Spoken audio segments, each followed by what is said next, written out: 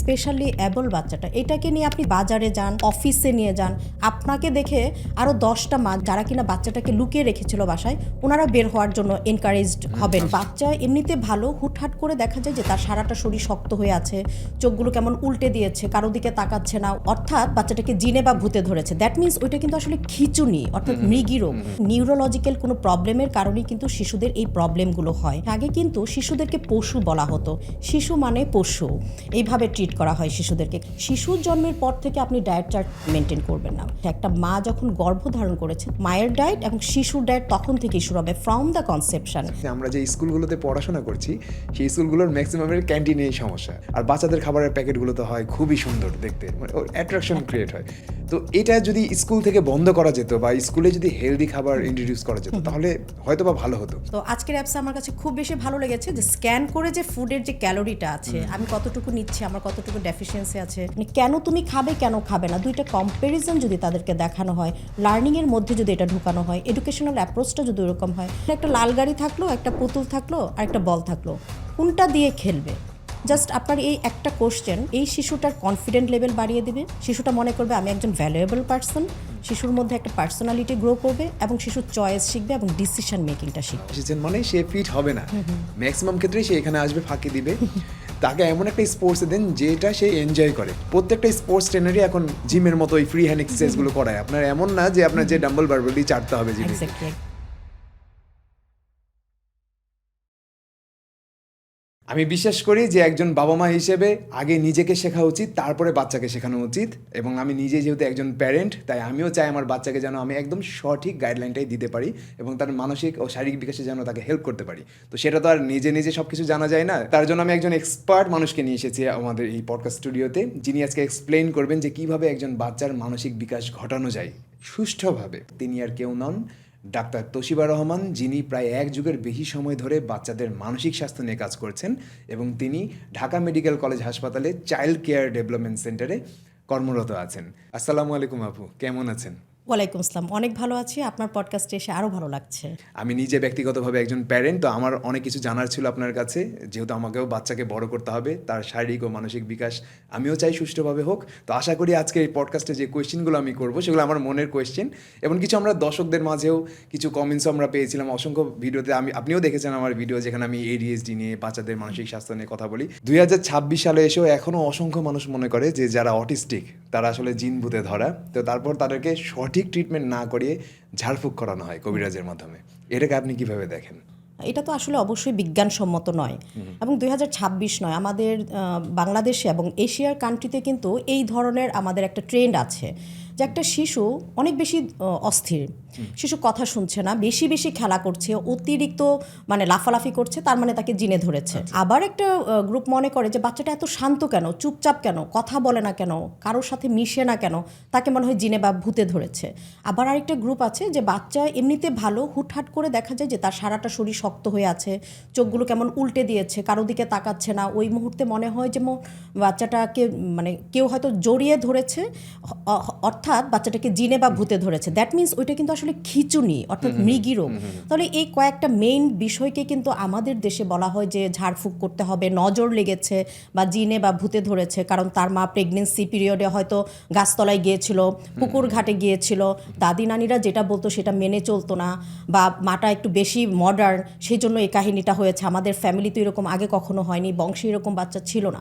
তো এগুলোকে বলতে চাই যে জিনে ধরা ভূতে ধরা অন্য বিষয়, কিন্তু যেই শিশুটা আপনি দেখছেন যে আসলে অন্য শিশুর সাথে খেলছে না, তার সোশ্যালাইজেশন কমিউনিকেশন লেভেলে একটু প্রবলেম হচ্ছে, স্কুলে গিয়ে কোপ করতে পারছে না, বাচ্চাকে দেখে মনে হচ্ছে অতিরিক্ত চঞ্চল, এবং সবগুলো বিষয়ই সে চঞ্চল, খেলতে গেলেও চঞ্চল, পড়তে বসলেও চঞ্চল, খেলার মাঠে যেমন চঞ্চল, স্কুলেও সেই রকম চঞ্চল, বাড়িতে তো সে চঞ্চলেই।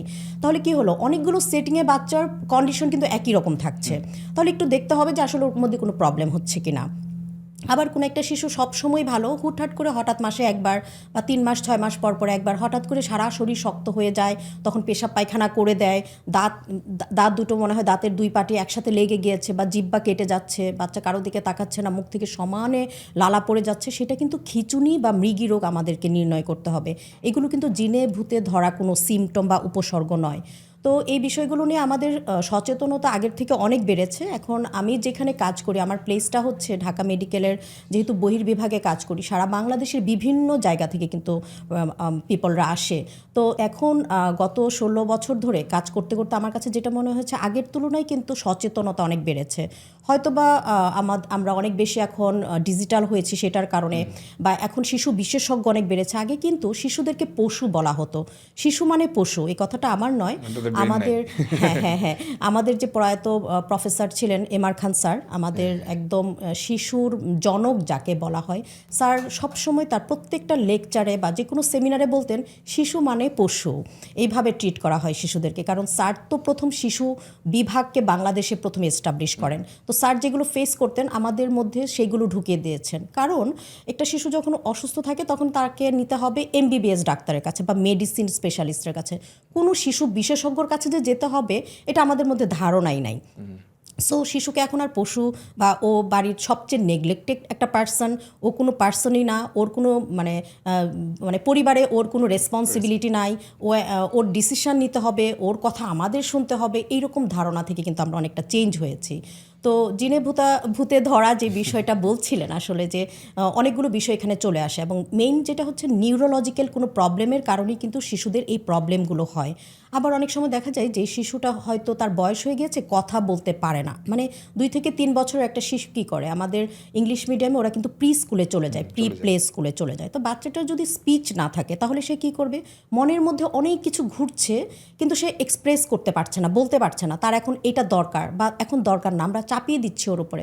তখন সে কিন্তু বিহেভিয়ারাল ইস্যুজের মাধ্যমে তার এই ল্যাঙ্গুয়েজটাকে সে এক্সপ্রেস করে। এটা আমরা অনেক সময় বুঝি না। আমরা মনে করি বাচ্চাটা বেয়াদব বা অতি চঞ্চল কিনা, মেডিসিন খাওয়াতে হবে কিনা, বেশি বেশি করে ব্রেনের কোনো টেস্ট করে দেখতে হবে কিনা, ব্রেনের মধ্যে কিছু চলছে কিনা। তো এটার পিছনে কিন্তু খুব দেখেন সিম্পল একটা কারণ, যে বাচ্চা যেহেতু বয়স হয়ে গিয়েছে, তার শারীরিক বয়সের সাথে তার মেধা বিকাশের যে বয়সটা বা ল্যাঙ্গুয়েজ ডেভেলপমেন্টের যে বয়সটা, সেটা যেহেতু পিছিয়ে আছে, বাচ্চার মনের মধ্যে অনেক কিছু ঘটছে, সে এক্সপ্রেস করতে পারছে না, এই জন্য তার বিহেভিয়ার প্রবলেম। তো এগুলোকে তো আবার জিনে বা ভূতে ধরেছে বলা যাবে না। এক্স্যাক্টলি। এমন কোনো কিছু আছে, যদি খাবার বা লাইফস্টাইলের কথা বলি, সেগুলো এগুলো এই যে প্রবলেমগুলো আপনি বললেন সেগুলোকে আরও বাড়িয়ে দেয় এই প্রবণতাকে? হ্যাঁ, আমাদের রিসার্চ যেটা বলছে, সব শিশুরা যখন একটু আমরা যখন ডায়াগনোসিস করি যে কোনো শিশু অ্যাটেনশন ডেফিসিট এবং হাইপার অ্যাক্টিভিটি ডিসঅর্ডার, বা কোনো শিশু টেম্পার টেন্ট্রাম, বা কোনো শিশু অ্যাটেনশন ডেফিসিট ডিসঅর্ডার, বা কোনো শিশুর হয়তো অটিজম স্পেকট্রাম ডিসঅর্ডার আছে, তাদের বেলায় হলাও করে আমরা খাদ্য তালিকা কিন্তু রেস্ট্রিক্টেড করে দিই না। কিছু ইনভেস্টিগেশনের মাধ্যমে এবং প্যারেন্টসের একদম ফুল একটা হিস্ট্রি লাগে, কোন শিশু আসলে কোন খাবারে কী ধরনের প্রতিক্রিয়া করবে, এটা একদমই ইন্ডিভিজুয়ালাইজড। আমাদের মধ্যে এখন একটা ট্রেন্ড হয়ে গিয়েছে, আমার শিশুটাকে অমুকে বলেছে অটিজমের কিছু লক্ষণ আছে, সমস্ত খাবার বন্ধ করে দিই, মানে সব ধরনের আটা জাতীয়, ময়দা জাতীয় সমস্ত খাবার বন্ধ করে দিয়ে একদিকে কি হচ্ছে, শিশু কিন্তু পুষ্টিহীনতায় ভুগছে। এখন যে শিশুটা পুষ্টিহীনতা বা ম্যালনিউট্রিশনে ভুগছে, এইটারও কিন্তু একটা ইফেক্ট হচ্ছে হাইপার অ্যাক্টিভিটি, এবং বাচ্চার মেমোরিতে প্রবলেম, বাচ্চার অ্যাটেনশনে প্রবলেম, স্কুল পারফরমেন্সে প্রবলেম। সো দেখতে হবে যে আসলে কোন শিশুটাকে আমরা কী ধরনের ডায়েট দিব। এবং ডায়েট বিষয়টা আমি সবসময় আমার প্রত্যেকটা প্রোগ্রামে আমি বলতে চাই, শিশুর জন্মের পর থেকে আপনি ডায়েট চার্ট মানে মেনটেন করবেন না। শিশু যখন কনসেপ্ট করেছে, একটা মা যখন গর্ভধারণ করেছে, তখন থেকেই কিন্তু মায়ের পুষ্টি, মায়ের ডায়েট এবং শিশুর ডায়েট তখন থেকেই শুরু হবে, ফ্রম দ্য কনসেপশন এবং আফটার বার্থ তো অবশ্যই। এবং অ্যাকর্ডিং টু এইজ আমাদের কিন্তু অনেকগুলো গাইডলাইন আছে, WHO বলে, তারপরে CDC বলে যে বাচ্চার কোন বয়সে কতটুকু খাবার দরকার। আবার আমাদের দেশে একটা ট্রেন্ড আছে কি, শিশুটা মোটা তাজা না, মনে হয় পুষ্টিতে ভুগছে না, হ্যাঁ বাচ্চাটা একটু মোটা হবে তার মানে তার পুষ্টি খুব ভালো। এখন পুষ্টির সমস্যা কিন্তু দুইটা, একটা হচ্ছে শিশু খুব মানে লিন অ্যান্ড থিন থাকবে, চিকন একদম, দেখা যাবে চামড়াটা আর হাড্ডিটাই দেখা যাচ্ছে। আরেক ধরনের অপুষ্টি, সেটাকে ওবেসিটি বলা হয়। ওবেসিটি কিন্তু অপুষ্টিরই একটা প্রকার। সো দেখতে হবে যে বাচ্চার হাইট কত, তার ওজন কত, বাচ্চাটার বয়স কত, এবং বাচ্চাটা কি ছেলে বাচ্চা নাকি মেয়ে বাচ্চা। ওই ডায়েট চার্ট যদি, গ্রোথ চার্ট, ডায়েট চার্ট যদি আমরা দেখি, তাহলে কিন্তু ম্যাচ করতে পারবো। তো এটা কিন্তু ওয়েবসাইটে, এখন আমরা যেহেতু সবাই ডিজিটাল, আমরা কিন্তু ওয়েবসাইটে পাই আমার বাচ্চা ছেলে বাচ্চা, আমার বাচ্চার বয়স এত, তার হাইট এত, তাহলে তার এক্সাক্ট ওয়েটটা আসলে কী থাকা উচিত, তাহলে কিন্তু আমরা বুঝতে পারবো যে শিশুটা আসলে পুষ্টিহীনতায় ভুগছে কিনা। আরেকটা বিষয় হলো যে একদম ছোট বাচ্চা শিশু যে সে তার পুষ্টিটা ঠিক আছে কিনা, সে তো চেয়ে চেয়ে খেতে পারছে না, যেমন নিউবর্ন একটা বেবি, তার পুষ্টি আমি কিভাবে বুঝবো? সেই ক্ষেত্রে আমরা বলি যে বাচ্চা যদি 24 ঘন্টায় 6 থেকে 7 বার ইউরিন পাস করে তাহলে বুঝতে হবে যে বাচ্চার পুষ্টিটা ঠিক আছে। খুব ইজিলি কিন্তু আমরা বুঝতে পারি। আবার আমরা বলি যে 6 মাস বয়স পর্যন্ত এক্সক্লুসিভ ব্রেস্ট ফিডিং করাতে, এবং তখন কিন্তু 1 ফোঁটা খাবার বা মিনারেল ওয়াটার বলি বা খাবার পানি বলি 1 ফোঁটাও দেওয়ার দরকার নাই। তাহলে এটা শুনলে প্যারেন্টসরা আবার একটু বলে, কি বলে, পানির অপর নাম জীবন, আমার বাচ্চা 6 মাস বয়স পর্যন্ত 1 ফোঁটা পানিও না খেয়ে কীভাবে থাকবে, এটা কেমনে সম্ভব? ডাক্তাররা একটু বেশি বেশি বলে, ডাক্তারের সব কথা শুনতে হয় না, দাও একটু পানি দিয়ে দাও। হ্যাঁ, এটার বেলায় বলা হয় যে ব্রেস্ট মিল্ক হচ্ছে ন্যাচারাল একটা ফুড, তো ওই ফুডে আল্লাহ তাআলা ওভাবেই তৈরি করে দিয়েছে যখন পানি থাকছে। হ্যাঁ, ফার্স্ট পার্টটাকে বলা হয় 4 মিল, যেটা প্রথম দিকে যেটা আসে এটা টোটালটাই পানি, তারপরে পোলাও, মাংস, ভাত এগুলো আসতে থাকে, মানে হাইন্ড মিল পরবর্তী পার্টটা। সো যেই মা একদম ভালোভাবে মানে অ্যাটাচমেন্ট, বাচ্চাকে কিভাবে ধরতে হবে এইগুলো যদি বুঝতে পারে এবং কতক্ষণ খাওয়াতে হবে, কিভাবে খাওয়াতে হবে যদি বুঝতে পারে, তাহলে কিন্তু একটা বাচ্চা 6 মাস বয়স পর্যন্ত কোনো কিছুরই প্রয়োজন হয় না। তবে এক্সট্রা পানি নাই দিতে হবে না বলে তাই বলে অনেক সময় আমরা কিছু মেডিসিন সাজেস্ট করি, অনেক সময় অনেক সমস্যার কারণে কিন্তু তখন সিরাপগুলো বা ড্রপগুলো যেগুলো আছে সেগুলো খেতে পারবে, এবং এগুলো গাইডলাইনে দেওয়া আছে যে আপনার শিশু ওষুধ খেতে পারবে, অ্যাডিশনাল অন্য কোনো খাবার না দিলেই হবে। ফর্মুলা মিল্ক তো আমরা একদমই ডিসকারেজ করি। যদি ধরেন কেউ ফিল করছে যে তার বাচ্চার ভেতরে এরকম সমস্যা দেখা দিচ্ছে, তখন সে কার কাছে যাবে, মানে কার কাছে সে প্রথমে যাবে সাজেশন নিতে? কোন ধরনের ডক্টর বা কেমন হওয়া উচিত সে ডক্টরের কোয়ালিফিকেশন বা কোনো কিছু, এটা যদি বলতেন। আচ্ছা, যে শিশুটা প্যারেন্টস দেখছে যে তার পুষ্টিতে সমস্যা হচ্ছে, সেক্ষেত্রে পিডিয়াট্রিশিয়ানের কাছে গেলেই হবে, বা এমবিবিএস একজন ডক্টরের কাছে গেলেও হবে। সেই ডক্টর তাকে অ্যাসেসমেন্ট করার পরে যদি মনে করে যে তাকে রেফার করতে হবে, তখন শিশু বিশেষজ্ঞর কাছে যাবে। আর যেই বাচ্চাটার বিকাশজনিত সমস্যা, নিউরোলজিক্যাল প্রবলেম, সেই ক্ষেত্রে কিন্তু শিশু নিউরোলজিস্ট আলাদা ডিপার্টমেন্ট আছে, আমাদের আলাদা হসপিটাল আছে, বিশাল বড় বড় গভর্নমেন্ট পর্যায়ে হসপিটাল, আমাদের কর্পোরেট হসপিটালগুলোতে আছে, সেখানে কিন্তু রেফার করবে একজন এমবিবিএস রেজিস্টার্ড ডক্টর। প্রথমে একজন এমবিবিএস ডক্টরের কাছে গেলেও হবে। আর যারা কিনা আমাদের দেখা গিয়েছে যে ঢাকা মেডিকেলের আশপাশে আছেন বা বিভিন্ন মেডিকেল কলেজের আশপাশে আছেন, যারা সেই লোকাল হসপিটালে সরাসরি গিয়ে কিন্তু পিডিয়াট্রিক নিউরোলজিস্ট মানে শিশু নিউরোলজিস্টরা কিন্তু প্রত্যেকটা মেডিকেল কলেজে এখন আমাদের পোস্টেড আছে।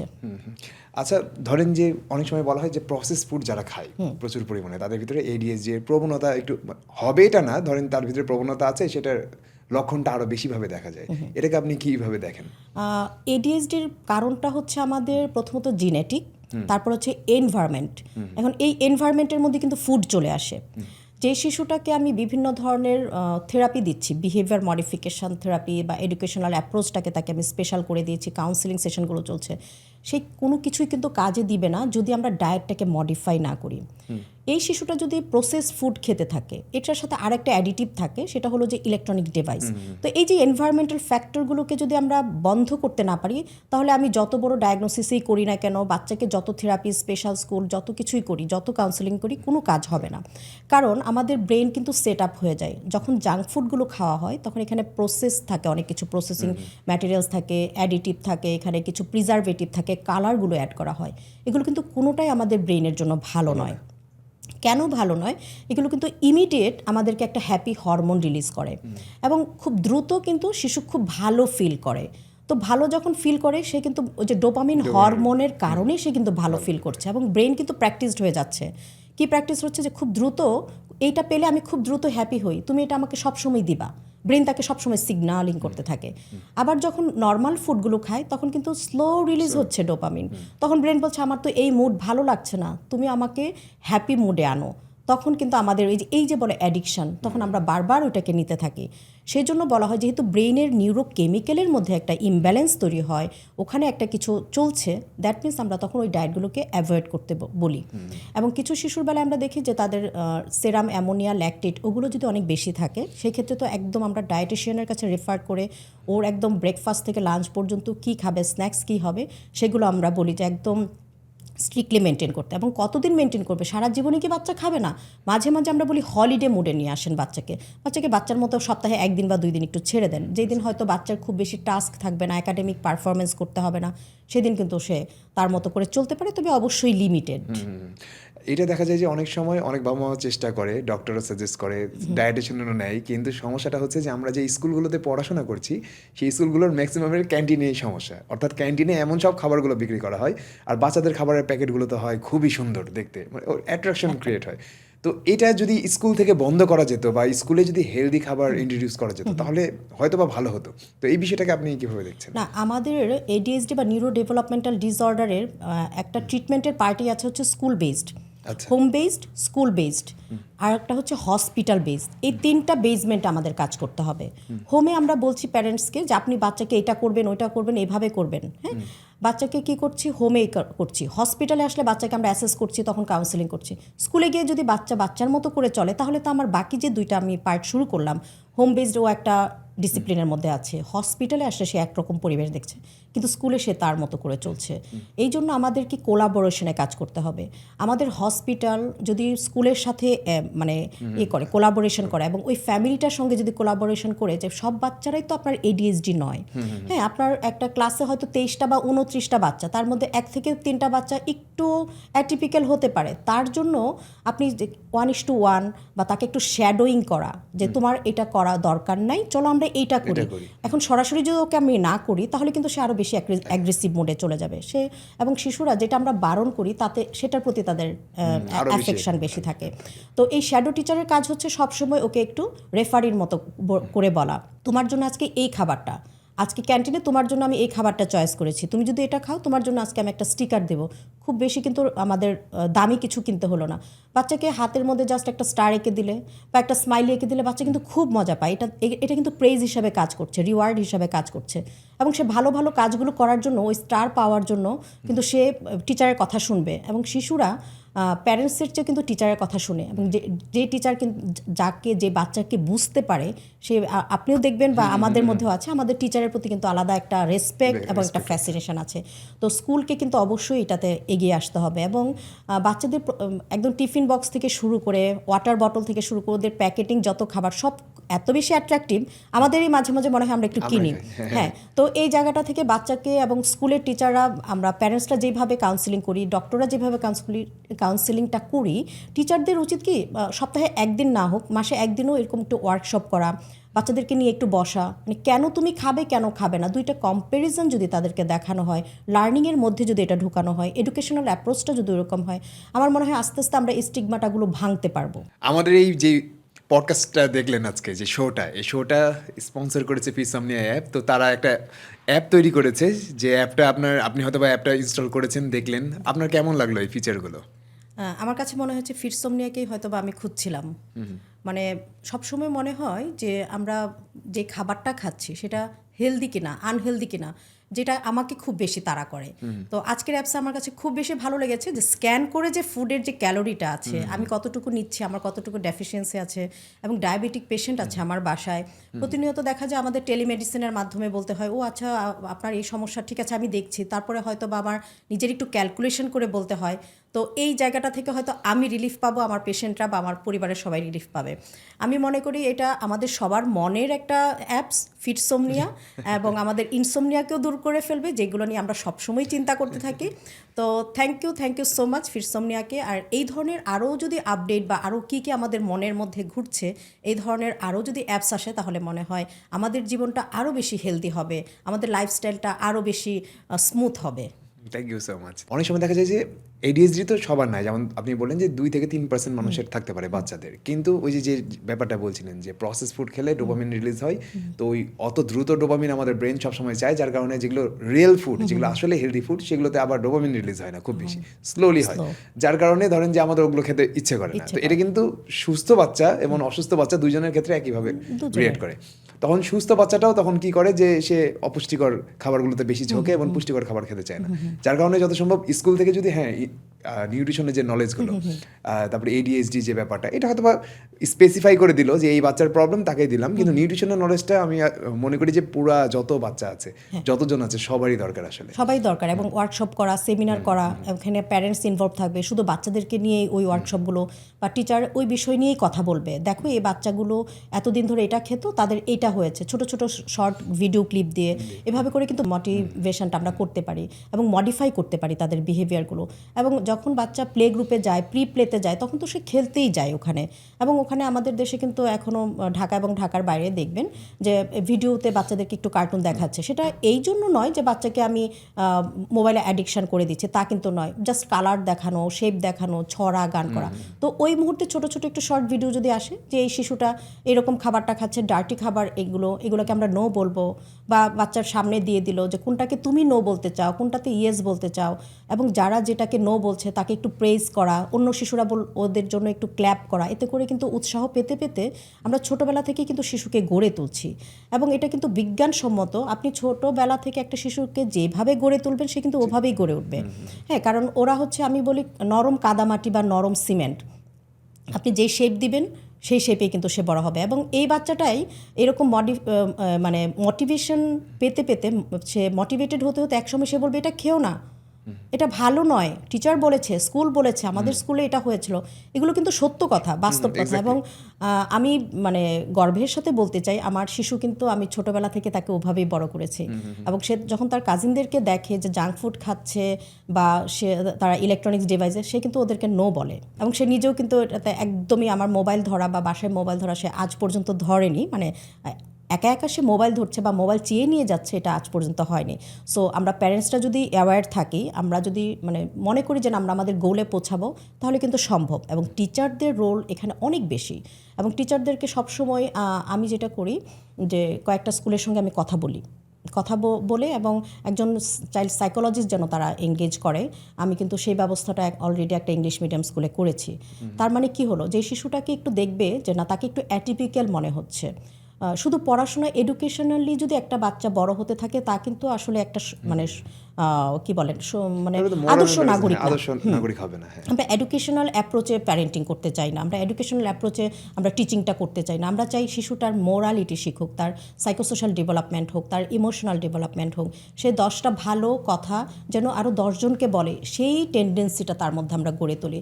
এবং এরকম করে আমার মতো যদি আমরা আরও কয়েকজন, শুধু ডক্টরই না, আমরা যে যার জায়গার পেশা থেকে আমরা যদি এই কাজটা করি, যে স্কুলগুলোকে আমরা টার্গেট করি, প্রয়োজনে মানে আমরা যারা পাবলিক ফিগার আছি, যাদেরকে পাবলিক মানে ওদের কথাটা শুনবে, হ্যাঁ, ভালো লাগুক বা না লাগুক, কিন্তু কথাটা শুনে, মোবাইলে স্ক্রল করতে করতে ওনার কথাটা শুনে, এই ধরনের মানুষের আমাদের একটু এই অ্যাওয়ারনেসের জায়গাটা এইভাবে বাড়াতে হবে। আমরা স্কুলগুলোকে টার্গেট করি। স্কুল টার্গেট করলে হবে কি, আমাদের কলেজ বা ইউনিভার্সিটিকে টার্গেট না করলেই হবে, কারণ আমরা রুট লেভেল থেকেই কাজ শুরু করেছি। আমরা 3 মাস বা 6 মাস পর পর একটা সেমিনার করতে পারি। ওখানে যে একদম আমাদের খুব আমি বলবো যে পেমেন্টের বিষয়টা, এটা মাথায় রাখলাম না, আমি এটা সাদগায়ে জারিয়া হিসাবেই নিয়ে গেলাম। হ্যাঁ, আমি 10টা ভালো কথা যদি বলে আসি, ওখান থেকে একটা পার্সনও যদি আমি তাকে মোটিভেট করতে পারি, আমি মনে করি যে সেটাই আমাদের সাফল্য।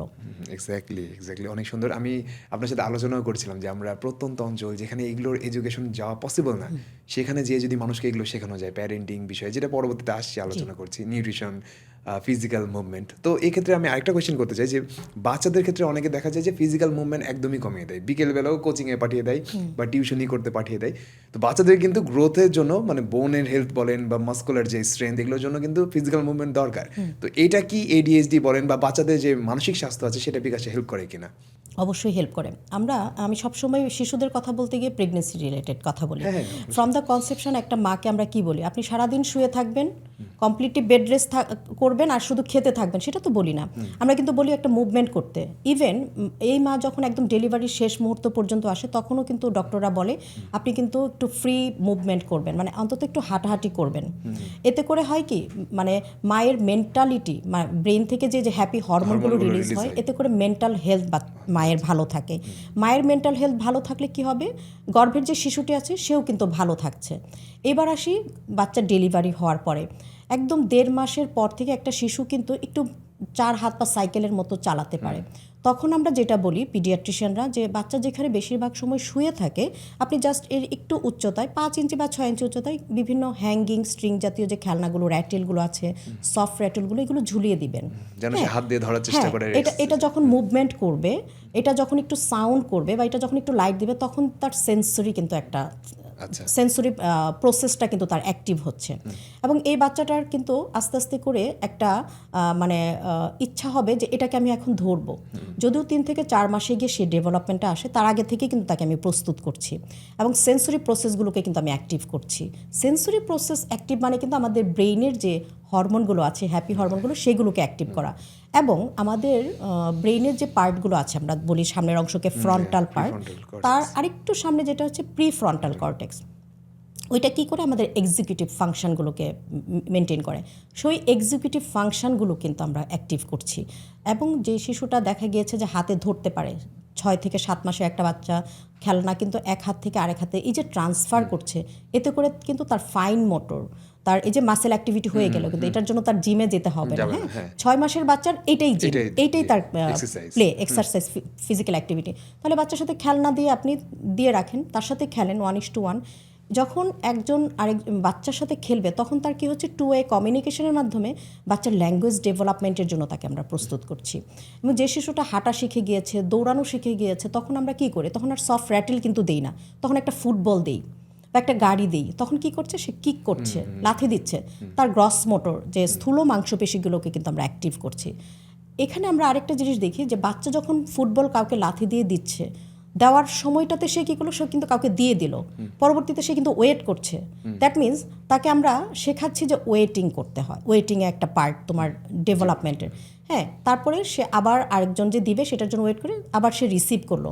এই যে প্যারালাল একটা কাজ, এই কাজগুলো তাকে আমি শেখাচ্ছি। এতে করে আস্তে আস্তে সে ভবিষ্যতে শেয়ারিংটা শিখবে, ডিসিপ্লিন শিখবে, যে আমি লাথি দেওয়ার পরে একটু ওয়েট করতে হয়, আরেকজন দেওয়ার পরে এটা আমাকে রিসিভ করতে হয়। এই যে বাচ্চা কিন্তু বুঝলো না যে ডিসিপ্লিন কী, কিন্তু তাকে কিন্তু আমরা অ্যাক্টিভ করছি। এখন এই বাচ্চাটা যখন আস্তে আস্তে বড় হয় তখন আমাদের আমেরিকান একাডেমি অফ পিডিয়াট্রিক্স বলে যে 5 বছরের ঊর্ধ্বে 17 বছর পর্যন্ত শিশুদেরকে অবশ্যই প্রতিদিন অ্যাটলিস্ট 60 মিনিটস খুব দৌড়ঝাঁপ করে লাফালাফি করে খেলছে কিনা সেটাকে এনশিওর করতে হবে। তার নিচে শিশু যে করবে না তা নয়, তার 5 বছরের নিচে শিশুরা যা খুশি করুক। হ্যাঁ, বাচ্চা পানি দিয়ে খেলছে, পানিতে ঝাঁপ মারছে, পানিতে লাফাচ্ছে, এটা ছুঁড়ে মারছে, আমরা নো নো নো বলবো না, যা খুশি করুক। বাচ্চা কালার ধরছে, কালার ফেলে দিচ্ছে, সারা হাত পা কালার দিয়ে মাখাচ্ছে, আপনার ওয়াল নষ্ট করে ফেলছে, আপনার ফ্লোর নষ্ট করতে দেন। এটাই তার নর্মাল বিকাশের একটা মানে সে ভিত্তিস্তর তৈরি করলো। তো যারা 60 মিনিট এভাবে অ্যাক্টিভিটি করেছে এবং কিছু কিছু গবেষণা বলছে যে যাদেরকে এরকম ফিজিক্যাল অ্যাক্টিভিটি করা হয়েছে, আরকানস ইউনিভার্সিটির একটা গবেষণায় বলেছে যে 1 বছরের শিশুগুলোকে প্রচণ্ড খেলতে দিয়েছে। কারণ 1 বছরের একটা শিশু কিন্তু নিজে নিজেও হাঁটতে পারে, কিছু বাচ্চা ধরে ধরেও হাঁটে, তখন সে একটু বল কিক করে, পুতুল দিয়ে খেলে বা গাড়ি দিয়ে খেলে। এই শিশুটাই যখন 3 বছর বয়স হয়েছে তখন দেখেছে তাদের সাইকোলজিক্যালি তার আইকিউ লেভেলটা কেমন। যে শিশুদেরকে 1 বছর বয়সে দেখেছে যে অতিরিক্ত ফিজিক্যাল অ্যাক্টিভিটি গেমিংয়ের মধ্যে, এরাই তো 3 বছর বয়সে গিয়ে অনেক দৌড়াদৌড়ি করতে পারছে, জাম্পিং করতে পারছে, হপিং করতে পারছে, তাদের আইকিউ লেভেল ভালো অন্য একটা গ্রুপের চেয়ে। তাহলে এইভাবে স্টাডিগুলো করে দেখা গিয়েছে যে ফিজিক্যাল অ্যাক্টিভিটি, গেম এবং খেলনা শিশুর মানসিক বিকাশ বৃদ্ধি করে। এতে করে শিশু লিডারশিপ শিখে, ইমোশন শিখে, শিশু হার জেতটা শিখে। সবসময় যে জিততে হবে তা নয়। এই যে আমি হেরেছি, এই যে আমি ছোটোবেলা থেকে হেরে গেলে কেমন লাগে সেটা বুঝতে পেরেছি, ভবিষ্যতে তার পার্সোনাল লাইফ, তার হচ্ছে প্রফেশনাল লাইফে যে কোনো একটা কিছু ফেইলিওর কিন্তু সে ইজিলি অ্যাকসেপ্ট করতে পারবে। আবার যে শিশুটা জিতে গিয়েছে তার কী করতে হবে, যারা ফেল করেছে মানে যারা হেরে গিয়েছে তার টিম, তার বন্ধুরা, তাদেরকে কী করছে, ইমোশনাল বন্ডিং, ঠিক আছে পরের বার তুমি পারবে বা আমার এই মেডেলটা তোমার জন্যই, এই যে শেয়ারিংটা, অন্যের ইমোশনটা বোঝা, খেলার মাধ্যমে কিন্তু সেটা তৈরি হচ্ছে। এবং এই শিশুরা কিন্তু একসময় লিডার হবে, লিডারশিপ কীভাবে করতে হয়, টিম কীভাবে ম্যানেজমেন্ট করতে হয়, তারা কিন্তু শিখে যাচ্ছে এই খেলার মাধ্যমে।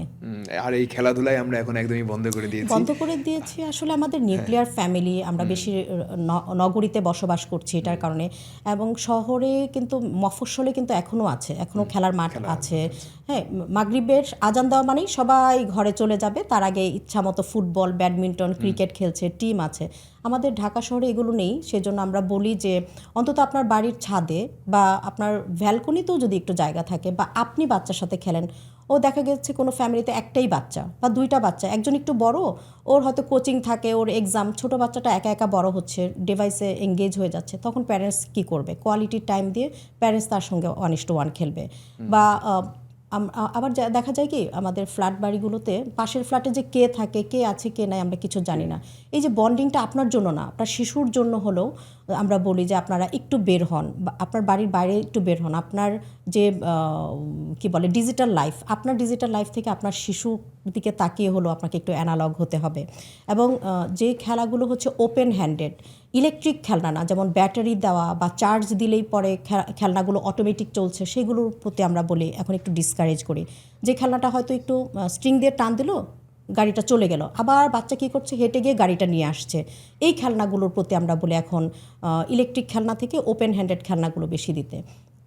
এবং যেটা করতে পারে এখন সুইমিংয়ে ভর্তি করাতে পারে বাচ্চাটাকে, যে আমার কোনোই অপশন নাই, ঠিক আছে, বাচ্চাটা সপ্তাহে একদিন সুইমিংয়ে গেল, হ্যাঁ কোনো একটা ক্লাবের সাথে জয়েন করে দেন, সপ্তাহে 2 দিন ওই ক্লাবে গিয়ে সে ব্যাডমিন্টন, টেনিস যেটাই খেলে, আপনার যেটাই আপনার রিসোর্সের মধ্যে আছে কিছু না কিছু অবশ্যই দিতে হবে। এবং বাচ্চাটা বাসায় যদি দেখেন যে সোফায় লাফাচ্ছে, বেডের উপরে লাফাচ্ছে, এখান থেকে ওখানে যাচ্ছে, আপনার বাড়ির আপনি পরিপাটি করে রাখবেন সেটা ভুলে যান। অন্তত কিছুই করতে পারছে না, বাড়িতেই বাচ্চা লাফালাফি করুন। গোসলখানায় গিয়ে কিন্তু বাচ্চারা পানি দিয়ে খেলতে খুব পছন্দ করে। আমরা প্যারেন্টসরা বলি কি এতক্ষণ পানি ধরা যাবে না, বাথরুমে এতক্ষণ থাকা যাবে না। এই যে বাচ্চা পানি দিয়ে খেলছে, তখনও তো একটা ফাইন মোটর মুভমেন্ট হচ্ছে।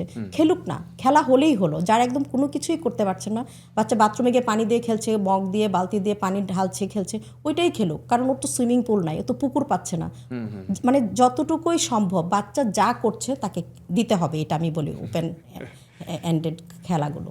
অনেক সময় দেখা যায় যে আমি অ্যাজ এ বাবা মা অ্যাকসেপ্ট করে নিয়েছি যে আমার বাচ্চার প্রবলেম আছে, এখন আমি সেটা ট্রিটমেন্টেরও চেষ্টা করছি, কিন্তু আশেপাশে পাড়ার প্রতিবেশী এবং আত্মীয় স্বজন এত বেশি পোক করে বা বুলি করে বা কথা শোনায় বা খোঁচা দেয়, এগুলোর কারণে অনেক সময় দেখা যায় যে নিজেই বিরক্ত হয়ে যায় বা হতাশ হয়ে যায়। অনেক সময় বাবা মাই হতাশ হয়ে যায়, বাচ্চার কথা তো পরেই বললাম।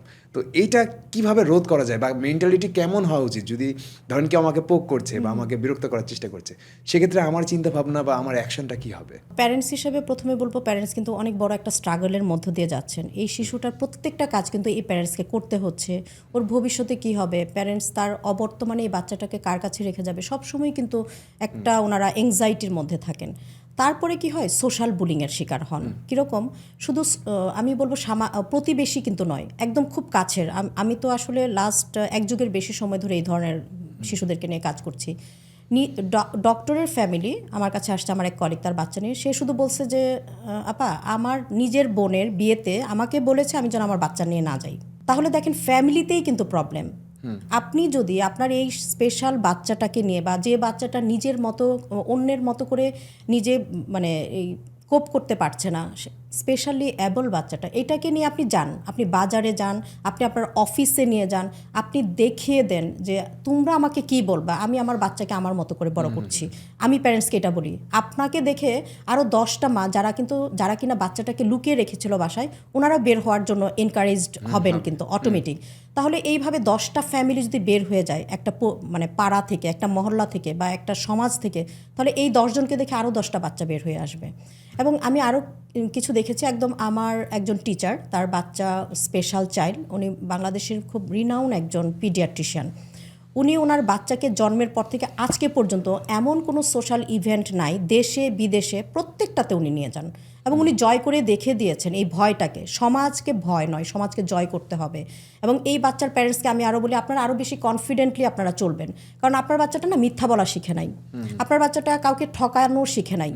অন্য শিশুর বাবা মা যারা আপনাকে নিয়ে হাসছে, তার বাচ্চাটা দেখেন হয়তো স্কুলে অন্যকে বুলি করছে, তার নামে হয়তো টিচাররা কোনো কমপ্লেন করছে, সে মিথ্যা বলা শিখেছে, সে হয়তো একসময় অ্যাডিকশানেও চলে যেতে পারে, বা সে এই যে ইলেকট্রনিক্স ডিভাইস দেখতে দেখতে সে হয়তো এমন একটা সিচুয়েশনে নিজেকে নিয়েছে, সাবস্টেন্স অ্যাবিউজে চলে যেতে পারে। কিন্তু আপনার বাচ্চা কখনোই সেখানে যাবে না। আপনার বাচ্চা কাউকে ঠকাবেও না, মিথ্যা বলা, ঘুরিয়ে পেঁচিয়ে কথা বলা, এগুলো শিখে নাই। সো সে খুবই একটা মানে অনেস্ট বাচ্চা, সে একটা আপনাদের জন্য একটা আশীর্বাদ। সে এই আশীর্বাদটাকে আপনি নিয়ে যান, আপনাকে দেখে যদি আরও 10টা মা আসে, সেটা কিন্তু আপনারই জয়। এবং আর আর অন্যান্যরা কি দেখলো যে ওনাকে তো কোনোভাবেই পারা যায় না, ওনাকে নিয়ে এত বুলি করি, এত কিছু বলি, ওনার কোনো মানে এগুলো বিকারই নাই, তখন ওরা অটোমেটিক্যালি স্টপ হয়ে যাবে। যখন দেখবে যে আপনি কাউকে মানে ভ্রুক্ষেপ করছেন না, আপনি শপিং মলে বাচ্চাটাকে নিয়ে যাচ্ছেন, যে কোনো সোশ্যাল ইভেন্টে নিয়ে যাচ্ছেন, বরং আপনার বাসায় দাওয়াত দিতে থাকেন, আপনার বাসায় আপনি ইভেন্টগুলোকে তৈরি করেন, আপনার বাসার দাওয়াতে লোকজন আসবে, তখন কি করবেন? আপনার বাচ্চা কি ওনার বাড়িতে গিয়ে রেখে আসবেন? তা তো নয়, আপনার বাচ্চা আপনার বাড়িতেই থাকবে, সুন্দর করে সেজেগুজে ও ওদের সাথে বসে খাবে, ওদেরকে মানে টেক কেয়ার করবে। এতে করে আপনার শিশুটাও কিন্তু মেন্টালি অনেক ভালো থাকবে এবং আপনি ভুলে যাবেন যে এই শিশুটা আপনার জন্য কোনো বোঝা নয়, এই শিশুটা আমাদের সমাজের এবং পরিবারের একটা অংশ। আমি মানে কাউন্সিলিং সেশনগুলো আসলে এইভাবে করতে হয়। আর এই ধরনের প্যারেন্টসরা কিন্তু আসলে একটু এংজাইটির মধ্যে যখন থাকে, আমাদের কিন্তু ট্রিটমেন্ট পার্টি আছে এই ধরনের শিশুর জন্য, প্যারেন্টস কাউন্সিলিং। মানে মাসে একবার যদি বা 1.5 মাসে একবার যদি বাচ্চাটা ফলো আপে আসে, 2 থেকে 3 মাস পর পরে বাবা অথবা মা বা দুইজনই কাপল কাউন্সিলিংয়ের জন্য আসতে হয়। এটা কিন্তু আমাদের ট্রিটমেন্টেরই একটা প্রোটোকল এবং আমাদের একটা স্ট্র্যাটেজি। কাজেই এগুলোকে আমি বলি যে এই ভয়, এই বুলিং, এগুলোকে ভাঙতে হবে। এখন আপনার শিশু যদি খুব বেশি সাদা ধবধবা, খুব ফর্সা পরীর মতো, এই শিশুটাকে নিয়ে আপনি বের হলেও কিন্তু আপনি বুলিংয়ের শিকার হবেন। আপনার শিশুটা অনেক বেশি ট্যালেন্টেড, অন্য মা যার বাচ্চা কিন্তু একটু পিছিয়ে আছে, সে কিন্তু আপনাকে নিয়ে বুলি করবে। আচ্ছা, যে শিশুটা একটু কালো, গায়ের রং হয়তো বা কালো, সেই শিশুটাকে নিয়েও কিন্তু বুলি করবে। প্রতিটা পরিবারেই কিন্তু বুলিংয়ের শিকার হচ্ছে কোনো না কোনোভাবে। যে শিশুটা একদমই পাতলা, হ্যাংলা, তাকে নিয়েও কিন্তু বুলি করছে। কি ব্যাপার, ও কি খায় না, ওকে কি খাওয়াচ্ছেন না, ওর কি কোনো অসুখ, ও কেন মোটা হচ্ছে না, ও এরকম হ্যাংলা কেন, সব কিছু নিয়ে বুলিং হয়। শুধুমাত্র স্পেশাল প্যারেন্টসরা মনে করে কি আমার বাচ্চাটা স্পেশাল, এই জন্য সবসময় মনে করে যে কোনো কিছু হলেই যে আমার বাচ্চাটার জন্য মনে হয় এরকম হয়েছে, আজকে আমার পরিবারে এই বাচ্চাটা, এই জন্য উনি হয়তো আমাকে এইভাবে তাকিয়েছে আমার দিকে, আজকে আমার বাচ্চাটা এরকম বলে উনি হয়তো আমাকে এই কথাটা বলেছে। এটা একদম ভুলে যেতে হবে। সব কিছুতেই এই ট্যাগটা নিজে নিজে যেন না নেয় প্যারেন্টসরা, যে আমার বাচ্চাটা স্পেশাল, সেজন্য সব কিছু আমাকে এইভাবে ফেস করতে হচ্ছে। আজকে আমার জীবনে হয়তো ওই ফ্যামিলিতে ফেলিওরের রেট বেশি, মানে বিজনেসে বাবাটা আগাতে পারছে না, বা চাকরিতে বাবাটার হয়তো প্রমোশন হচ্ছে না, আজকে হয়তো আমার এই বাচ্চাটার জন্য। আবার দেখা গেল যে মা বুঝতে পারছে যে না, আমাকে আমার ভাই বোনরা অত পছন্দ করে না, মনে হয় আমার এই বাচ্চাটার জন্য। কিন্তু এরকম ফ্যামিলি কি আছে না, যে মানে নিজেদের ভাই বোনের মধ্যে রেষারেষি, ভাই বোনের চেহারা দেখে না, বোন ভাইয়ের চেহারা দেখে না, সব কিছু কিন্তু আছে।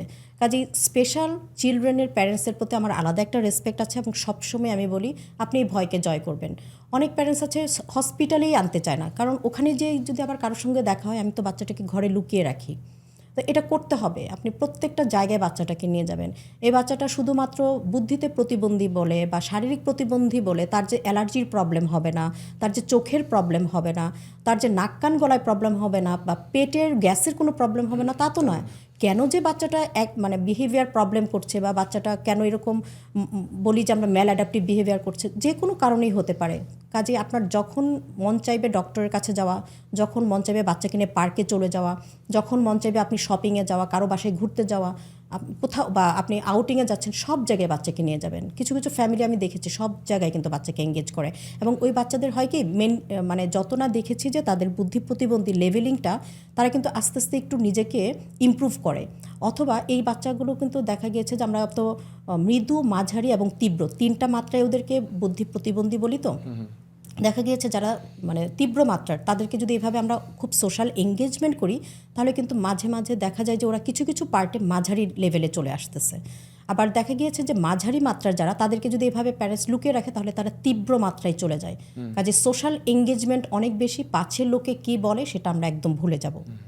ওটাই আসলে বাবা মা হওয়ার পর আমরা জাস্ট চিন্তা করি যে বাচ্চাকে কী শেখাবো, কিন্তু সব থেকে বেশি জরুরি বিষয় হচ্ছে বাবা মা হওয়ার পর আমাকে নিজেকে কী শিখতে হবে সেটা আমরা চেষ্টা করি। আমরা নিজেই শেখার চেষ্টা করি না, আমরা জাস্ট বাচ্চাকে শেখানোর জন্য অনেক ধরনের বই পুস্তক পড়ি। আসলে বিষয়টা এরকম না। আজকে আমরা প্যারেন্টিং নিয়েও কথা বলছি। তো অনেক সময় দেখা যায় যে বাবা মা হয়তো বা জীবনে একটা কোনো লক্ষ্য নির্ধারণ করে রেখেছে, অথবা সে তার ব্যক্তিগত জীবনে সফল, সে চায় তার যে সন্তান আছে সেও যেন তার সেম একই রকমের ক্যারিয়ার গড়ে, বা একই রকম সে যেটা করতে পারেনি সেটা যেন করে। তো এইটা করতে গিয়ে আমরা ছোটোবেলা থেকে দেখা যায় যে অনেক বাবা মা প্রেশারাইজ করে, বা বাচ্চাকে বলে দেয় তুমি এটা করবা, ওইটা করবা, এই সাবজেক্টই পড়তে হবে, বা অমুক মেয়েকেই তোমাকে বিয়ে করতে হবে, অমুক ছেলেকে বিয়ে করতে হবে, এমন ফ্যামিলিতে করতে হবে। তো এগুলো কিভাবে মানসিক যে হেলথ আছে একটা বাচ্চার, সেটাতে কিভাবে প্রভাব ফেলে এই বিষয়গুলো? এটা তো সবচেয়ে বেশি একদম আনহেলদি একটা প্র্যাকটিস। প্যারেন্টিংটা শুরু হবে হচ্ছে একটা কাপল বা একটা বাবা মা যখন মনে করবে যে আমরা এখন বাচ্চা নিব, তখন থেকে প্যারেন্টিং, আমি বলি যে তখন থেকে প্যারেন্টিং এডুকেশন বা আপনার নিজেকে আপনি তৈরি করতে থাকেন। কেননা আপনি জন্মের পর থেকে শিশুকে কি করবেন, আপনি বলছেন যে আমি আজকে ডিমটা সিদ্ধ করেছি, তোমার এটাই খেতে হবে, তুমি ডিম পোস্ট কেন চাচ্ছ, বা বাচ্চা আজকে ডিম খেতে চাচ্ছে না, মা সমানে বলে যাচ্ছে, লেকচারিং করে যাচ্ছে যে এত কষ্ট করি তোমার জন্য এটা করলাম, তুমি কেন খাবা না, এই যে চাপিয়ে দেওয়া ছোটোবেলা থেকেই কিন্তু আমি চাপিয়ে দিচ্ছি। শিশুটা কি শিখলো, ডিসিশন মেকিং তার মধ্যে তৈরি হলো না, সে কনফিউশনে থাকবে। পরবর্তীতে কোনো একটি কাজে হয়তো স্কুলে সে কোনো একটা প্রবলেম ফেস করলো, বা যে কোনো তার লাইফের প্রবলেম সলভিং ক্যাপাসিটি কিন্তু কমে যাবে। তাই আমরা ছোটোবেলা থেকেই বলি যে শিশুটা 1 থেকে 1.5 বছর অন্তত আপনার ইনস্ট্রাকশানগুলো বুঝতে পারে, যে পেট দেখাও, হাত দেখাও, বা এটা রেখে আসো, এটা নিয়ে যাও, এই যে সিম্পল ইনস্ট্রাকশনগুলো যখন ফলো করতে শিখে তখনই শিশুকে চয়েস দিবেন। কীরকম চয়েস, মানে একটা লাল গাড়ি থাকলো, একটা পুতুল থাকলো, আর একটা বল থাকলো, কোনটা দিয়ে খেলবে, জাস্ট আপনার এই একটা কোশ্চেন এই শিশুটার কনফিডেন্ট লেভেল বাড়িয়ে দেবে। শিশুটা মনে করবে আমি একজন ভ্যালুয়েবল পার্সন, শিশুর মধ্যে একটা পার্সোনালিটি গ্রো করবে, এবং শিশুর চয়েস শিখবে এবং ডিসিশন মেকিংটা শিখবে। আচ্ছা, এই যে আপনি প্যারেন্টিং কিন্তু কয়েক ধরনের আছে। একটা হচ্ছে অথরিটেটিভ, মানে আমি সব কিছু সিলেক্ট করে দিব, আমি যা বলবো তাই, কারণ আমি প্যারেন্টস, আমি তাকে শাসন করব, ওর কোনো কথা আমি শুনবো না। তো এই ধরনের প্যারেন্টিংকে আমরা এখন অ্যাভয়েড করতে বলি। আমরা বলি ইনভলভমেন্ট প্যারেন্টিং, আমরা বলি যে রেসপন্সিভ প্যারেন্টিং। মানে কি, আপনি শিশুর মতামতটা শুনেন। যে শিশুটা মাত্র একটু একটু করে কথা বলা শিখেছে, সে বলছে যে বাইরে যাবে, আমি জুতা পরবো না, না না কেন জুতা পরবে না, জুতা পরতেই হবে, জুতা পরেই বাইরে যেতে হবে, এত সুন্দর জুতা কিনেছি। আবার লেকচারিং শুরু হয়ে গেল। পড়তে চাইছে না, আপনি পড়াবেন না, বরং আপনি তাকে অপশন দেন, ও এখন পড়বে না, একটু পরে পড়বে, ঠিক আছে আমি নিয়ে নিচ্ছি, পরে তোমাকে পড়িয়ে দেবো। বাচ্চাটা কী হলো, মেন্টালি কিন্তু একটু সেটেল ডাউন হলো। ও আচ্ছা, এরকমও তো একটা অল্টারনেটিভ বই আছে, এখনই যে পড়তে হবে না তা না, পরে নাকি পড়াও যায়, মানে তার ব্রেন কিন্তু এক্সারসাইজিং করা শুরু করলো। তাহলে এই ছোটোবেলা থেকে আমি সরাসরি না বলবো না, আমি একটু ঘুরিয়ে না বলবো, অথবা পজিটিভলি না বলবো, অথবা অল্টারনেটিভ তাকে দিব। কারণ বাচ্চাটা আরেকটু বড়োবেলায় যদি আমি বলি, একটু প্রি অ্যাডোলেসেন্ট বা অ্যাডোলেসেন্ট পিরিয়ড কিন্তু অনেক ভাইটাল একটা পার্ট আমাদের সবার লাইফের জন্য। এই সময় কিন্তু শিশুরা নিজেদের আইডেন্টিটি ক্রাইসিসে ভুগে। যেমন এতক্ষণ তো ছোটো শিশুদের কথা বললাম, 13+ শিশুরা, হ্যাঁ, অ্যাডোলেসেন্ট পিরিয়ড, ওরা নিজেদের আইডেন্টিটি ক্রাইসিসে ভুগে, নিজেদেরকে মনে করে যে এই সমাজে তাদের অস্তিত্ব আছে কি নাই, আসলে এই পৃথিবীতে তারা কেন আসলো, এগুলো কিন্তু তাদের মেন্টালিটি প্রশ্নগুলো চলতে থাকে। পরিবারে তাদের ভূমিকাটা কতটুকু, পরিবার আমাকে কতটুকু ভ্যালিউ করছে, এগুলো কিন্তু ঘুরতে থাকে। তো ওই সময় যদি প্যারেন্টস এবং তাদের যে হরমোনাল যে কারণে, চেঞ্জের কারণে ফিজিক্যাল চেঞ্জগুলো আমরা দেখতে পাই এক্সটার্নালি, কিন্তু ইন্টারনাল যে মেন্টাল হেলথের উপরও যে এটার একটা প্রভাব আছে, তাদের হরমোনাল ইনফ্লুয়েন্স আছে, সেটা কিন্তু আমরা প্যারেন্টসরা বুঝতে চাই না। আমরা প্যারেন্টসরা মনে করি কি, হুট করে বাচ্চাটা বেয়াদব হয়ে গেল, আগে তুমি আমার সব কথা শুনতে, এখন কোনো কথাই শোনো না। প্যারেন্টস এবং বাচ্চার মধ্যে একটা যুদ্ধ এবং একটা লড়াই চলতে থাকে। তখন আমাদের খুব কুল থাকতে হবে। প্যারেন্টস যতটা বেশি কুল হবে, বাচ্চারা যত বেশি অ্যাগ্রেসিভ থাকবে, প্যারেন্টসের তত বেশি কুল থাকতে হবে। এবং এই সময় না বাচ্চাদেরকে ছোট ছোট ডিসিশন দেওয়া, যেমন পানির বিলটা তুমি গিয়ে দিয়ে আসবে, গ্যাসের বিলটা দিতে চাচ্ছি, বা আমি একটু হসপিটালে যাচ্ছি, তুমি আমার সাথে একটু চলো। এই যে তাকে এঙ্গেজ করছেন আপনার সাথে, ও কী করছে, ও দেখছে যে না, এই পরিবারে আমার অনেক রেসপন্সিবিলিটি আছে, এবং পরিবার আমার মতামতটা নিতে চায়, তার মানে আমি এখানে একটা ভ্যালুয়েবল পার্সন। আচ্ছা, বাবা হয়তো তার অফিসের কোনো একটা ইভেন্ট আছে বা কিছু, বাচ্চাটার সঙ্গে জাস্ট শেয়ার করলো, এরকম একটা ইভেন্ট আমার বস বললো, বা এটা সেটা কী করা যায় বাবা বলো তো। বা একটা টেলিভিশনে হয়তো একটা ম্যাচ দেখছে, ক্রিকেট হতে পারে বা ফুটবল ম্যাচ, বাচ্চা একা একাই দেখছে, বাবা একটা পেপার নিয়ে বসে আছে, মা রান্নাঘরে, বাচ্চা বাচ্চার মতো করে দেখছে, খেলছে, আবার চলে যাচ্ছে তার রিডিং রুমে, ভালো লাগছে না, দরজা লাগিয়ে দিচ্ছে। এই যে আচরণগুলো, যে চেঞ্জগুলো হতে থাকে, তখন কিন্তু প্যারেন্টের ইনভলভমেন্ট হতে হয়। বাবা কী করলো, খবরের কাগজটা নিয়ে বাচ্চার পাশে থাকলো, ও আচ্ছা আজকে কার কার ম্যাচ ছিল, ও এটা কত ওভার, এই যে একটু এঙ্গেজ হয়ে যাওয়া। বাচ্চাটাও কিন্তু কিছুক্ষণ পরে দেখা গেল বাবা 4-5টা প্রশ্ন করলো বা এঙ্গেজমেন্টে আসলো। বাচ্চা হয়তো প্রথম ভাবছিল যে আমাকে কেউ পাত্তা দিচ্ছে না, বাবা বাবার মতো, আমি আমার মতো। কিছুক্ষণ পরে দেখবেন বাচ্চাটাও কিন্তু বলবে, বাবা জানো এই প্লেয়ারটা সেদিন এত রান করেছিল, আজকে দেখো পারলো না। এই যে বাবা এবং বাচ্চার মধ্যে কিন্তু এখন একটা বন্ডিং তৈরি হলো। আবার এই সময় হয় কি, শিশুদের এই অ্যাডোলেসেন্ট পিরিয়ডে শিশুদের কিন্তু বন্ধুমহল অনেক বেড়ে যায়, নতুন বন্ধু মহল তৈরি হয়, এবং বাবা মাকে কিন্তু মানে একটা অ্যানিমির পর্যায়ে নিয়ে যায়, বাবা মার কোনো কথাই ভালো লাগে না। তো প্যারেন্টস তখন কি করতে পারে, যে পরিবারের প্রত্যেকটা ডিসিশন তার সঙ্গে বসে নিতে পারে, যে আমাদের পরিবারে আজকে এরকম একটা ঘটনা, বা আমরা পরবর্তীতে এই ধরনের একটা প্ল্যান করছি, কি করা যায়, তুমি আমাকে প্ল্যান দাও, বা কোনো একটা ইভেন্ট করব, তুমি আমাকে লিস্ট দাও কাকে কাকে বলতে পারি, বা আমাদের খাবারের মেনুটা কি। এই যে বাচ্চাকে ইনভলভমেন্ট করা, বাচ্চা কী করলো, একটা কিন্তু কাজের মধ্যে ঢুকে গেল। তখন তার ওই যে এক্সটার্নাল যে কাজগুলো সে করতো, সেই কাজগুলো থেকে কিন্তু সে নিজেকে একটু গুটিয়ে আনবে। আবার কি করবে, হয়তো বন্ধুমহল নতুন করে তৈরি হলো, আমি সরাসরি বললাম যে হ্যাঁ আগে তো অমুকের সাথে মিশতে, আমি তো ফোন করেছিলাম, তুমি তো ওখানে ছিলে না, আমি শুনেছি। এতে করে বাচ্চা কী ভাববে যে হেলিকপ্টারিং করছে আমার উপরে, তার মানে আমাকে নজরদারি করছে, আমার ট্রাস্টের জায়গাটা, বাবা মা আমার ট্রাস্টের জায়গায় নাই, আমাকে হয়তো বিলিভ করে না। এতে কিন্তু একটা নেতিবাচক প্রভাব পড়বে বাচ্চার প্রতি। আপনি যখন বুঝতেই পারবেন প্যারেন্টস যে না, ওর মধ্যে আমি দেখতে পাচ্ছি মানে অন্যরকম কোনো কিছু সে বিহেভিয়ারের মধ্যে যাচ্ছে, তখন আপনি ওকে এক্সট্রা কোনো কিছুর মধ্যে জয়েন করিয়ে দেন, কোনো একটা ফুটবল ক্লাব বা ফিজিক্যাল গেমের যেটা, বা সাঁতার, তাকে অনেকগুলো চয়েস দেন, এই এই জিনিসগুলো আমি চাচ্ছি শুরু করতে, তোমার কাছে কি মনে হয়। এই যে তোমার কাছে কি মনে হয় বলার সঙ্গে সঙ্গেই কিন্তু বাচ্চার ব্রেন পুরো চেঞ্জ হয়ে যাবে, তার থিঙ্কিংটা চেঞ্জ হয়ে যাবে। আমার কাছে মতামত চাচ্ছে, আচ্ছা ঠিক আছে একটু দেখি তো লিস্টে কী কী আছে, তারপর বাচ্চার মতামত দিল।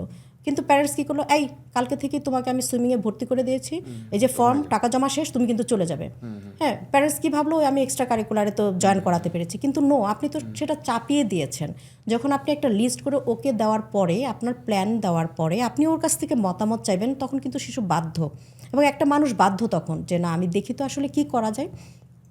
আরেকটা আমরা যেটা করি যে বাচ্চাকে শাসন করার মধ্যে রাখতে হবে, তাহলে বাচ্চা খুব ভালো থাকবে।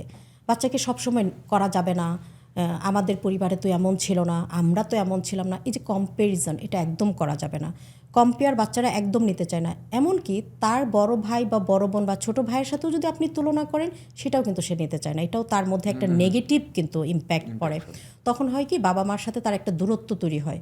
এই যে দূরত্বটা তৈরি হচ্ছে, তখন অন্য কাউকে সে কাছে চাইবে, তখনই দেখা যায় যে বন্ধুমহল বা ইলেকট্রনিক ডিভাইস বা অন্য কোনো অ্যাপসের মধ্যে সে ঢুকে যায়। কাজে প্যারেন্টসকে এই অ্যাডোলেসেন্ট পিরিয়ডে কিন্তু খুব বেশি কুল থাকতে হবে। এবং আরেকটা যেটা হয় যে আমরা অনেক সময় বলি যে অ্যাসাইনমেন্ট আছে, টেলিভিশন, তাদেরকে মোবাইলটা বা ল্যাপটপটা তাদের রুমে নিয়ে কাজ করছে। হ্যাঁ, আমার বাচ্চা তো অ্যাসাইনমেন্ট করছে, দরজা বন্ধ, বাচ্চার মতো করে অ্যাপস ইউজ করছে বা ডিভাইস ইউজ করছে, সেটাও কিন্তু করতে দেওয়া যাবে না। সবসময় কিন্তু একজন ভিউ থাকতে হবে। আপনার বাচ্চা কী করছে, আপনি বাসার ডিজাইনটা এমনভাবেই করেন যেন ল্যাপটপটা একটা ওপেন স্পেসে থাকে। আপনি তো যদি সরাসরি গিয়ে বাচ্চাকে বলেন যে তোমার রুমে আমি ল্যাপটপ রাখতে দিব না, তুমি কি করো না করো, তুমি দরজা লাগিয়ে কাজ করো, এই যে লেকচারিং এই প্যারেন্টিং, এটা করা যাবে না। আপনি এমনভাবে পরিবেশটা তৈরি করেন যে ল্যাপটপ বা যেটা আছে বাসায় কম্পিউটার, এটা একটা ওপেন স্পেসে আছে, যেখানে কিনা বাচ্চা ইউজ করছে, তার অ্যাসাইনমেন্ট করুক, তার পড়াশোনা করুক, এখানেই করছে ওপেন স্পেসে, যেন আমরা চারপাশ থেকে দেখতে পারি সে কোনো অ্যাপসে ঢুকছে কিনা বা একা একা কিছু করছে কিনা। এগুলো কিন্তু একটু মাথায় রাখতে হবে। আর এই বয়সেও কিন্তু আমরা যদি ফিজিক্যাল অ্যাক্টিভিটি করাতে পারি, তাহলেই দেখা যায় যে তাদের এক্সিকিউটিভ ফাংশন, তাদের অ্যাটেনশন, তাদের লার্নিং, এগুলো কিন্তু অনেক ভালো হয় এবং ইম্পালসিভিটি কমে। কারণ অ্যাডোলেসেন্ট পিরিয়ডে অনেক বেশি ইম্পালসিভ থাকে বাচ্চারা, হুট করে কিছু একটা করে ফেলে, ডিসিশন নিতে পারে না, হুট করে কোনো একটা ডিসিশন নেয়, হুট করেই তার মনের মধ্যে যে অন্য ধরনের চিন্তাভাবনাগুলো চলে আসে, এগুলো কিন্তু আস্তে আস্তে কমে যায় যদি আমরা ফিজিক্যাল অ্যাক্টিভিটিতে বাচ্চাকে জয়েন করে দিই। আমরা মনে করি যে বাচ্চা কলেজে উঠেছে, বাচ্চা ইউনিভার্সিটিতে পড়ছে, শুধু পড়াশোনা কোচিংই করতে হবে, সপ্তাহের একটা দিনও অন্য কোনো কাজে তাকে ইনভলভ করানো যাবে না। ও হয়তো গিটারটা পছন্দ করতো না, গিটার বন্ধ করে দিব আগামী 6 মাসের জন্য, এটা করা যাবে না। কিছুটা সময় বাচ্চার জন্য ফ্রি টাইম বা বাচ্চার মতো করে তার পছন্দের হবিগুলোকে যেন সে ইমপ্লিমেন্ট করতে পারে, সেই সুযোগটা কিন্তু প্যারেন্টসকে দিতে হবে। এডুকেশনাল প্যারেন্টিং কিন্তু আমরা কখনোই পছন্দ করি না যে আমি ডাক্তার হতে পারলাম না, আমার বাচ্চাকে দিয়ে আমি সেই ইচ্ছাটা পূরণ করব।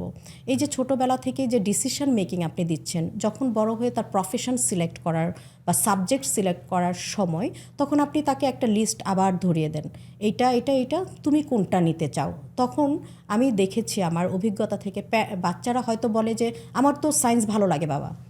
প্যারেন্টস হয়তো ভাবছিল যে না, আমি এই বাচ্চাকে তো ব্যাংকার বানাতে চেয়েছিলাম, ডাক্তার ইঞ্জিনিয়ার বানাতে চাই না।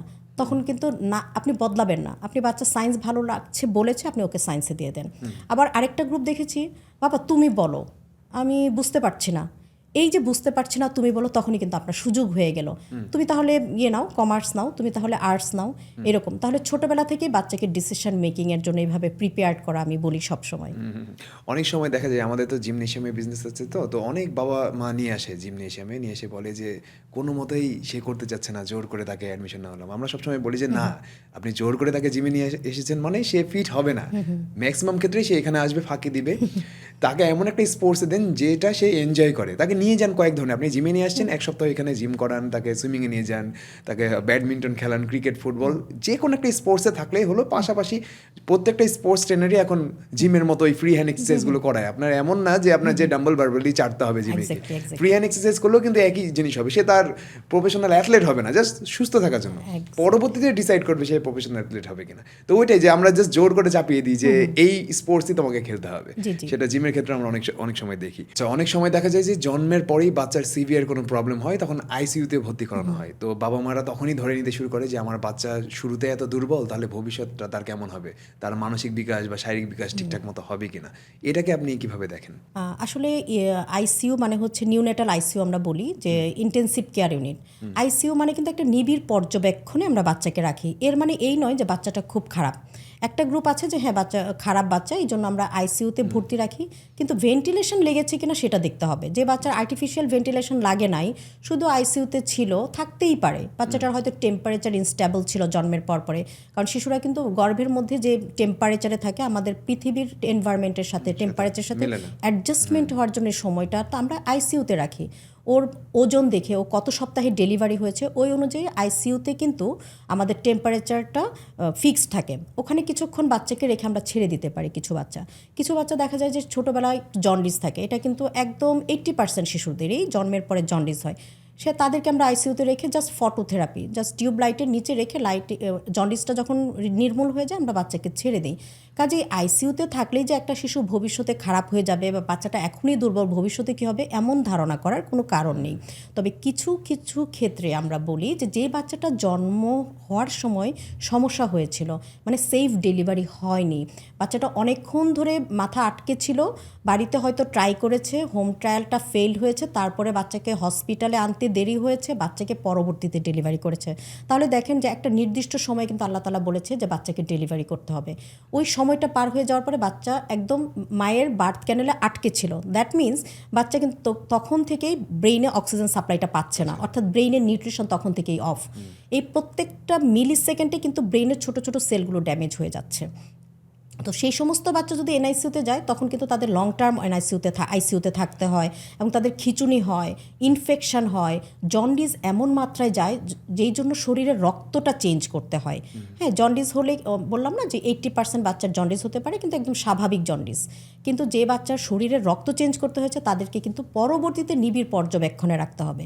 আর ভয় পাওয়ার কারণ নাই এই কারণেই যে বর্তমানে আমাদের সরকারি হাসপাতালগুলোতেও আইসিইউতে অ্যাডমিটেড যতগুলো বাচ্চা আছে, ছুটির সময় আমরা বলেই দিই যে বাচ্চা 40 ডেজ বা 45 ডেজ হওয়ার সাথে সাথে শিশু নিউরোলজিস্ট বা শিশু বিশেষজ্ঞ বা শিশু বিকাশ নিয়ে যারা কাজ করেন তাদের একটা ফলো আপ আপনার লাগবেই।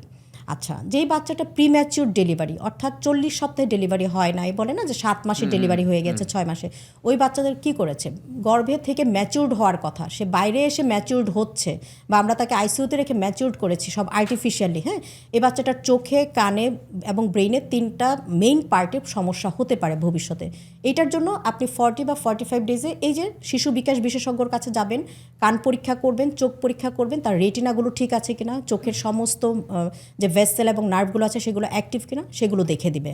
কানের যে ম্যাচুরিটি নিয়ে সে জন্ম নিয়েছিল সেটা ম্যাচিউরড হয়েছে কিনা, কানে শোনাটা কোনো সমস্যা আছে কিনা, এগুলো যদি ঠিক থাকে এবং আপনি যদি একটি শিশু বিকাশ বিশেষজ্ঞের আন্ডারে 1.5 মাস, 3 মাস, 6 মাস, 9 মাস, 1 বছর, ইভেন 1.5 থেকে 2 বছর পর্যন্ত কন্টিনিউয়াস থাকেন, ওনারা কিন্তু আর্লি স্টিমুলেশন প্রোগ্রামগুলো শুরু করে দেয়। যেমন আমি এইগুলো নিয়ে কাজ করি, যে বাচ্চাকে খুব মানে জন্মের পর থেকে বাচ্চাকে বলা হয় যে ওকে এখন ও ফিজিক্যাল অ্যাক্টিভিটি করতে পারবে না, ও তো আপনার সাথে কথা বলতে পারবে না, ও কিন্তু আপনার কথা বুঝতে পারবে। আপনি যে ওকে সেন্সরি স্টিমুলেশনগুলো দিবেন, অর্থাৎ এই যে সেন্স নিয়ে কাজ করা, সেন্সরি প্রসেসটাকে তাকে শক্ত করছেন কীভাবে, বাচ্চা যখন ফিড করছে, ব্রেস্ট ফিডিংয়েই হোক বা আমরা বলি বাটি চামচে খাওয়াতে, যে বাচ্চারা সাকিংটাই এখনও রিফ্লেক্সটা আসে নাই, সেই বাচ্চাকে আমরা ড্রপারে খাওয়াতে বলি। তো বাচ্চা যখন খাচ্ছে তখন বাচ্চার সাথে গান করেন, বাচ্চার নাম ধরে ডাকেন। এই যে অডিটরি প্রসেসিং এবং অডিটরি সেন্সটা আপনি দিচ্ছেন, বাচ্চার গায়ে ধরে একটু আলতো করে মানে হাত হাত বুলিয়ে দেন, এই যে আপনি টাচ থেরাপিটা দিচ্ছেন, হ্যাঁ, তখনই কিন্তু বাচ্চার আস্তে আস্তে যেগুলো ইম্যাচিউরিটি নিয়ে জন্ম নিয়েছিল আস্তে আস্তে কিন্তু আপনি ম্যাচিউরিটি করছেন এবং তার ভিত্তিস্তর তৈরি করছেন।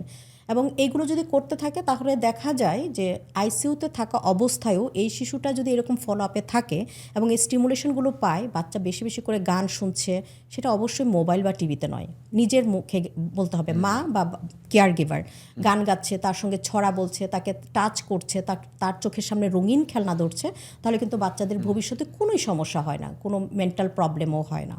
অসংখ্য ধন্যবাদ আপনাকে, আপনি আপনার গুরুত্বপূর্ণ সময়ের ভিতর থেকে কিছুটা সময় বের করে আজকে এই স্টুডিওতে আসছেন। অনেক কিছুই জানলাম, কারণ আমারও একটা ছোট বাচ্চা আছে, তার বয়স প্রায় 16 মাস। ভালো মতো তাকে আমি বড় করার জন্য কোনো কিছু শেখার চেষ্টা করেছিলাম যে কার কাছে শেখা যায়। আর আপনি আজকে আসছেন, আমার অনেক উপকার হয়েছে এই ক্ষেত্রে, কারণ আমিও চাই যে আমার বাচ্চা যেন মেন্টালিও সুস্থ হয়, শুধু ফিজিক্যালি সুস্থ হলে তো হবে না। আর আমি জানি যে এরকম বহু বাবা মাই আছে যাদেরও মনের অনেক কোয়েশ্চেন ছিল। আশা করি আজকে যে আলোচনাগুলো হলো সেটার মাধ্যমে অনেকেই সেই কোয়েশ্চেনগুলো অ্যান্সারগুলো পেয়ে গেছেন।